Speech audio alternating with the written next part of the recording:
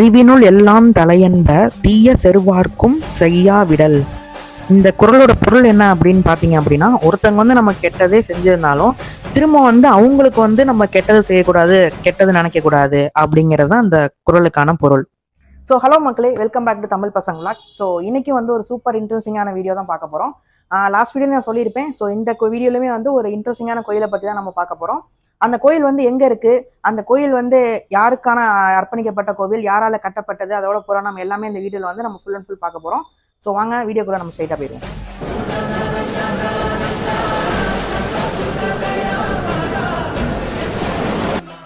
So மக்களே, இன்னைக்கான video பார்க்கறதுக்கு முன்னாடி நம்ம எடிட்டர் ப்ரோ தான் இன்னைக்கு வந்து விளாகிங்கே பண்ணிட்டு இருக்காங்க. முன்னாடி கேமரா வேணாம், முன்னாடி வர மாட்டேங்கிறாரு. ஸோ கூடிய சீக்கிரம் அவரும் வருவார். ஸோ இப்போ வந்து நம்ம வீடியோக்குள்ளே போயிடுவோம். ஸோ இந்த கோவில் வந்து பார்த்தீங்க அப்படின்னா திருவலஞ்சூழி அப்படின்னு சொல்லக்கூடிய விநாயகர் கோவில். இது வந்து எங்கே இருக்குன்னா கும்பகோணத்தில் வந்து இருக்கு. ஸோ இந்த திருவலஞ்சூழி விநாயகர் கோவில் வந்து 1000 ஆண்டு பழமையான கோவில். ஸோ அதை பற்றின புராணம் வரலாறு என்ன அப்படிங்கிறத பார்ப்போம். ஏன்னா நிறைய சுவாரஸ்யமான தகவல்கள் இருக்கு. ஸோ அப்படி பார்க்கும்போது பார்த்தீங்க அப்படின்னா, இப்போ இந்த கோயிலோட ஒரு முக்கியமான கிளிப்பை மட்டும் நம்ம சொல்கிறேன். ஒரு முக்கியமான விஷயம், ராஜராஜ சோழனை பற்றி எல்லாருக்குமே தெரியும். அவர் வந்து சிவபெருமான் மேலே எவ்வளோ ஒரு பற்று கொண்டவர், அண்ட் சிவபெருமானுக்காக எத்தனை கோவில் கட்டியிருக்காருன்னு தெரியும். அதில் பேர் போனது வந்து தஞ்சை பெரிய கோவில். ஆனால் அப்பேற்பட்ட ராஜராஜ சோழனுக்கே குலதெய்வமாக விளங்குறது வந்து இங்கே இருக்கிற திருவலஞ்சூழியில் இருக்க சிவபெருமான் தான். ஸோ கபிரதீஸ்வரர் அப்படின்னு அழைக்கக்கூடிய, திருவலஞ்சூழிநாதர் அப்படின்னு அழைக்கக்கூடிய சிவபெருமான் தான். இங்கே கோயிலில் வந்து விநாயகருக்கான கோவிலாக இருந்தாலும் மூலவர் வந்து சிவபெருமான். ஒரு சிறப்பு தெய்வம் தான் வந்து விநாயகர். ஸோ இப்போ இந்த விநாயகர் இங்கே எப்படி உருவானாரு, இந்த கோவில் இங்கே எப்படி உருவாச்சு அப்படிங்கிற புராணம் மற்றும் வரலாறை வந்து இப்போ நம்ம பார்ப்போம். ஸோ ஆனால் என்னப்பா நம்ம பேசும்போதே அந்த பஸ்ஸுக்காரன் வந்து அப்பப்போ இது பண்ணிக்கிட்டு இருக்கான். கொஞ்சம் வெயிட் பண்ணுங்க. ஓகே, ஸோ இப்போ வந்து வீடியோக்குள்ள வந்துருவோம் நம்ம. இப்போ பார்த்தீங்க அப்படின்னா, இந்த திருவலஞ்சூழிங்கிற பெயர் காரணமே வந்து பார்த்தீங்கன்னா, காவேரி ஆறு வந்து இந்த கோயில் இருக்கிற இடத்துல வந்து வலம் திசையில வந்து சுழிச்சு வரும். ஸோ அதனாலதான் திருவலஞ்சூழி அப்படிங்கிறதுக்கான பெயர் காரணம். ஸோ இந்த கோயில் இங்க வந்து எப்படி உருவாச்சு அப்படிங்கும்போது, திருவலஞ்சூழி இந்த இடத்துல வந்து பாத்தீங்க அப்படின்னா, அகத்திய முனிவர்கிட்ட இருந்து கமலத்துல இருந்து காவிரி நீர் வந்து பொங்கி வழிஞ்சுக்கிட்டு இருக்கு. ஸோ அப்ப இந்த இடத்துல அந்த சோழ தேசத்தை நோக்கி வருது. இங்க வரும்போது பாத்தீங்க அப்படின்னா, ஹரித்வஜனுங்கிற நம்ம சோழ அரசர் வந்து இந்த இடத்த வந்து ஆண்டுட்டு வராரு. அப்போ அவர் என்ன பண்றாருன்னா, காவிரி நீர் இங்க வரதை வந்து வரவேற்கிறதுக்காக தன் படைகளோட வந்து காத்துட்டு இருக்காரு. ஆனா அந்த டைம்ல பூமியில இருந்து தோன்றிய ஆதிசேஷன் வந்து பூமியில இருந்து பொழந்துகிட்டு வந்தனால என்ன ஆயிருச்சு அப்படின்னா, ஒரு டக்குன்னு காவிரி நீர் வந்து அந்த பூமிக்கு பொழந்த அந்த குழிக்குள்ள வந்து போயிருச்சு. ஸோ காவிரி நீர் வந்து இந்த இடத்துக்கு வரல. அதனால உடனே மன்னர் வந்து என்ன பண்றாரு அப்படின்னா, இந்த இடத்துல வந்து நம்ம என்னெல்லாம் பண்ணலாம் அப்படின்னு என்னென்னமோ முயற்சி பண்ணி பார்க்குறாரு. ஆனால் காவிரி நீர் வந்து வெளியே வரல. ஸோ அதனால அப்போ ஒரு தியானம் பண்ணும்போது சிவன் வந்து ஒரு அசிரீதி மாதிரி சொல்றாரு. என்ன சொல்றாரு அப்படின்னா, இந்த இடத்துல வந்து ஜடாமுடியின் கூடிய தவம் செய்த ஏதாச்சும் ஒரு முனிவர் வந்து இந்த குழிக்குள்ள வந்து உயிர் தியாகம் செய்தா காவிரி நீர் வந்து பொங்கி வரும் அப்படின்னு வந்து சொல்றாரு. இதை கேட்டோன்னே நம்ம அரசர் வந்து என்ன பண்றாரு அப்படின்னு பாத்தீங்க அப்படின்னா, நேரா இந்த காட்டுல வந்து வனத்துல இருக்கிற ஒரு முனிவர்கிட்ட போறாரு. அங்க வந்து ஏரண்ட முனிவர் அப்படிங்கிற வந்து தவம் பண்ணிட்டு இருக்காரு. அவர்கிட்ட போய் வந்து இந்த மாதிரி நடந்த விஷயங்களை சொன்னோன்னே, காவிரி நீர் வந்து இந்த மக்களுக்கு கிடைக்கிறதுக்காக நான் என் உயிரே தியாகம் பண்றேன் அப்படின்னு இந்த இடத்துல வந்து உயிர் தியாகம் வந்து செய்யறாரு. ஸோ அதுக்கப்புறம் வந்து காவேரி நீர் அந்த குழியிலேருந்து அந்த முனிவர் வந்து உள்வாங்கி கொண்டனால அந்த குழியிலேருந்து திரும்ப காவேரி நீர் பொங்கி வழியுது. ஸோ ஒரு உயிர் தியாகம் செஞ்ச அந்த இடம் வந்து இப்போ இன்னமும் அந்த பலிபீடம் வந்து இந்த கோவிலில் இருக்கு. அவருக்கான ஒரு சிலையும் வந்து இந்த கோவிலில் வச்சிருக்காங்க. ஸோ இதுதான் இந்த கோவில் வந்து உருவானதான வரலாறு. அங்கே சிவபெருமான் நினைச்சு பிரதிஷ்டையும் பண்றாங்க. அதுக்கப்புறம் வந்து பாத்தீங்கன்னா, தேவேந்திரன் வந்து ஒரு சாபம் வந்து பெற்றிருக்கிறாரு. ஸோ அந்த சாப விஷ்ணம் போறதுக்காக என்ன பண்றாருன்னா, விநாயகர் சிலையை வந்து இந்த இடத்துக்கு வந்து கொண்டு வந்துட்டு எங்க பிரதிஷ்டை பண்ணலாம் அப்படின்னு யோசிக்கும் போது, அப்போ ஒரு சின்ன பையன் வரான். அந்த பையன்கிட்ட வந்து இந்த விநாயகர் சிலையை பார்த்துக்கோப்பா, நான் வந்து சிவபெருமான்கிட்ட வந்து பூஜை பண்ணிட்டு வரேன் அப்படின்னு சொல்லிட்டு போறாரு. பூஜை பண்ணிட்டு வந்ததுக்கு அப்புறம் வந்து பார்த்தா அந்த சிலையை வந்து அந்த பையன் வந்து ஒரு இடத்துல வச்சுட்டு போயிடுறாரு. அங்கேருந்து அந்த பையனால வந்து தேவேந்திரனால வந்து இந்த சிலையை வந்து தூக்க முடியல. ஏன் அப்படின்னா, அந்த சின்ன பையன் ரூபத்துல வந்ததே வந்து சிவபெருமான் தான். விநாயகரும் வந்து என்ன ஒரு அசிரீதியா சொல்றாருன்னா, நான் இங்கே இருக்கேன், நீ வந்து கரெக்டா என்னோட விநாயகர் சதுர்த்தி அன்னைக்கு என்னை வந்து இங்க பூஜை பண்ணு அப்படின்னு வந்து சொல்லிடுறாரு.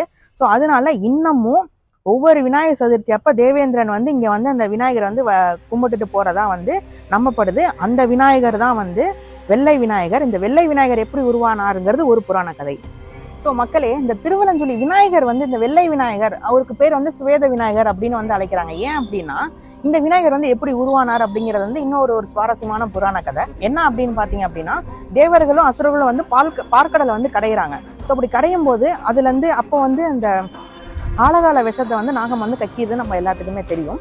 ஸோ அப்படி கக்கனனால அந்த அமிர்தத்தை வந்து தேவர்களால் எடுக்க முடியாம போயிடுது. ஸோ அப்ப வந்து சிவபெருமான்ட்ட வந்து எத்தனை வாட்டி வந்துருவோம். ஸோ அப்போ வந்து சிவபெருமான்ட்ட வந்து எல்லா தேவர்களும் வந்து கேட்குறாங்க, இந்த மாதிரி அமிர்தம் வேணும், அதுக்கு என்ன பண்றதுன்னு. அப்பதான் சிவபெருமான் என்ன சொல்றாருன்னா, எந்த ஒரு காரியத்தை செய்யறதுக்கு முன்னாடி விநாயகரை வந்து நீங்க பூஜை பண்ணணும், முதல் முறை கடவுளான விநாயகரை. ஆனா நீங்க வந்து அதை செய்ய மறந்துட்டீங்க. ஸோ அதனால இப்போ வந்து விநாயகரை நினைச்சு ஒரு யாகம் மாதிரி நடத்துங்க. ஸோ விநாயகரே வந்து இதுக்கு வழி வகுப்பாரு அப்படிங்கிறோன்னே அந்த இடத்துல அந்த பார்க்கடல்ல இருந்து திறந்த நுரைய வச்சே வந்து விநாயகரை வந்து செஞ்சு பூஜை பண்றாங்க. அப்புறம் வந்து அமிர்தமும் அவங்களுக்கு கிடைக்குது. ஸோ அதனாலதான் அந்த நுரையால உருவாக்கப்பட்ட விநாயகரையை தான் வந்து தேவேந்திரன் கொண்டு வந்து இங்க வந்து வச்சிருக்காரு. ஸோ அப்படி வந்தவர் தான் அந்த விநாயகர். ஸோ இந்த விநாயகருக்கு வந்து பாத்தீங்க அப்படின்னா மற்ற விநாயகர் கோயில பண்ற மாதிரி பூஜைலாம் வந்து பண்ண மாட்டாங்க. அதாவது அபிஷேகம்லாம் பண்ண மாட்டாங்க. பூஜை நடக்கும். அதுக்கப்புறம் வந்து அதுக்கு மேல வந்து சில திரவ பொடிகளை மட்டும்தான் வந்து மேல தூவுவாங்க. ஸோ அதோட வந்து ஒரு மேலே வந்து எந்த ஆடை சாத்துறதோ எதுவுமே இருக்காது. அதனாலதான் இவர் வந்து தொழா திருமேனி விநாயகர் அப்படின்னு வந்து அழைக்கப்படுறாரு. அண்ட் ரொம்ப குட்டியா இருப்பார். நீங்க அந்த கோயிலுக்குள்ள போனீங்கன்னா மறக்காம பார்க்கலாம். அப்பையிலேருந்து நுரையில உருவானது வந்து இன்னமும் இருக்குங்கிறது ஒரு ஆச்சரியமான விஷயம். இன்னொரு கூடுதல் தகவல் என்னன்னா, முருகனுக்கு வந்து 6 படை வீடு இருக்கும். அதாவது 6 படை வீடுகள் இருக்கும். அந்த மாதிரி விநாயகருக்கு வந்து இந்தியாவில 10 படை வீடு இருக்கும். அதுல ஒரு படை வீடு தான் இந்த விநாயகருக்கான கோவில், திருவலஞ்சொலி விநாயகர் கோவில். ஸோ இவ்வளவு சிறப்பு வாய்ந்த கோவில் தான் இது. அதே மாதிரி நம்ம ராஜராஜ சோழனோட குலதெய்வம் தான் இங்க இருக்க சிவபெருமான். அதற்கான கல்வெட்டுகளும் வந்து இந்த கோவில்ல இருக்கு. ஸோ இன்னும் சில கூடுதல் தகவலை வந்து இந்த வீடியோல வந்து நீங்க கிளிப்பிங்லாம் பார்க்கும்போது நான் உங்களுக்கு பேக்ரவுண்ட் வாய்ஸ்ல சொல்லுவேன். ஸோ இப்போதைக்கு இந்த கோயிலோட ஹிஸ்டரி அண்ட் புராணம் தெரிஞ்சுக்கிட்டீங்களா? ஸோ இப்போ இந்த வீடியோ வந்து ஃபுல்லும் கண்டினியூவா பாருங்க. இன்னும் சில இந்த கோயிலை பத்தின கூடுதல் தகவலை வந்து நம்ம தெரிஞ்சுப்போம். ஸோ மக்களே, இப்போ நீங்க பாக்குறது தான் வந்து கோயிலோட என்ட்ரன்ஸ். நீங்க உள்ள போனோன்னே, கோபுரத்தை தாண்டி உள்ள போனோன்னே வந்து ஒரு அழகா சோலை மாதிரி இருக்கும். அதை தாண்டி நம்ம உள்ள போனோன்னே கொடிமரமும் பலிபீடமும் இருக்கும். இங்கேதான் வந்து ஏரண்ட முனிவர் வந்து உயிர் தியாகம் செஞ்ச இடம். அண்ட் அதுக்கப்புறம் வந்து பாத்தீங்க அப்படின்னா, நீங்க இந்த கோவில்லேயே வந்து நிறைய கல்வெட்டுகள், அப்புறம் வந்து சிற்பங்கள் வந்து நிறைய இருக்கும். அதுவும் இந்த விளக்குலயே, அதாவது ஒரு குத்து விளக்கே வந்து கல்லுல வந்து இந்த தூண்ல வந்து வடிவமைச்சிருப்பாங்க. அதான் வந்து கல் தூண் குத்து விளக்கு அப்படின்னு சொல்லுவாங்க. இந்த கோயில்ல வந்து ஒரு சிறப்பான விஷயம் அது. அண்ட் அதே மாதிரி கல்லுலயே வந்து ஜன்னல் வந்து அழகா செஞ்சிருப்பாங்க. இந்த மாதிரி எண்ணற்ற சில சிற்ப வேலைப்பாடுகள், அதே மாதிரி ஒவ்வொரு தூண்லயும் வந்து நுணுக்கமான சிற்பங்கள் இந்த மாதிரி அதிகமா இருக்கும். அண்ட் அதே மாதிரி இன்னொரு முக்கியமான விஷயம் பாத்தீங்கன்னா, ராஜராஜ சோழன் வந்து ஒவ்வொரு போருக்கும் போறதுக்கு முன்னாடி இங்க இருக்கிற காளி தெய்வத்தை தான் வந்து வணங்கிட்டு வந்து போருக்கு போயிருக்காரு. பல வெற்றிகளும் வந்து அந்த போர்ல வந்து ஒவ்வொரு போர்லயும் வந்து அடைஞ்சிருக்காரு. சோ இங்க இருக்கிற காளி வந்து அவ்வளவு சக்தி வாய்ந்த மற்றும் வெற்றிக்கான காளியா கருதப்படுறாங்க. ஏன்னா ராஜராஜ சோழனே இந்த காளி வந்து வணங்கி போர்ல வென்றிருக்காருன்னா அப்ப எவ்வளவு சிறப்புன்னு பாத்துக்கோங்க. அது மட்டும் இல்லாம இங்க இருக்கிற இந்த கோவில் வந்து பாத்தீங்க அப்படின்னா, காவேரி தென்கரையில இருக்க 25வது சிவத்தலம். அதே மாதிரி தேவார பாடல் பெற்ற ஸ்தலம். நான் முன்னாடியே சொன்னேன், திருநாவுக்கரசரும் திருஞான சம்பந்தரும் இங்க வந்து தேவார பாடல் வந்து பதிகம் பாடிருக்கிறாங்க. அதே மாதிரி இங்க இருக்க கல்வெட்டுகள்லாம் பார்க்கலாம். இந்த கல்வெட்டுகள் எல்லாமே வந்து ராஜராஜ சோழன், அப்புறம் வந்து அவரோட துணைவியார் இந்த கோயிலுக்கு வந்து இங்க இருக்கிற காலபைரவருக்கு கோயிலை வந்து கட்டினதுக்கான கல்வெட்டு, இந்த கோவில இந்த வளஞ்சுதிநாதர் கோயிலுக்கு வந்து சில திருப்பணிகள் செய்ததுக்கான கல்வெட்டுகள், அவரோட குலதெய்வத்துக்கான அடையாளத்துக்கான கல்வெட்டுகள் நிறைய இங்க இருக்கும்.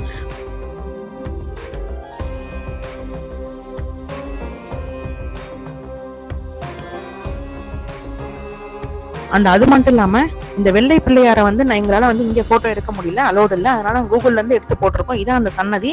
நீங்க என்ட்ரன்ஸ் வந்தோடனே இந்த போட்டோ, இந்த வெள்ளை விநாயகர் சன்னதி இருக்கும். அப்புறம் வெளியே தெப்பகுளம் இதெல்லாம் இருக்கும். அப்புறம் வந்து அர்த்தநாரீஸ்வரர், அப்புறம் வந்து காலபைரவர், சனீஸ்வரன் போன்ற பிற சன்னதிகள்லாம் இருக்கும். அது எல்லாமே நீங்க கோவில்ல பார்க்கலாம் மக்களே. ஸோ மக்களே, வீடியோலாம் பார்த்துருப்பீங்க அப்படின்னு நினைக்கிறேன். இந்த கோயிலை பற்றின புராணங்கள், வரலாறு மற்றும் பல சுவாரஸ்ய தகவல்கள் வந்து தெரிஞ்சிருப்பீங்கன்னு நினைக்கிறேன். நீங்கள் இந்த வீடியோவை பற்றி என்ன நினைக்கிறீங்க அப்படிங்கிறத வந்து மறக்காமல் கமெண்ட்டில் சொல்லுங்கள்.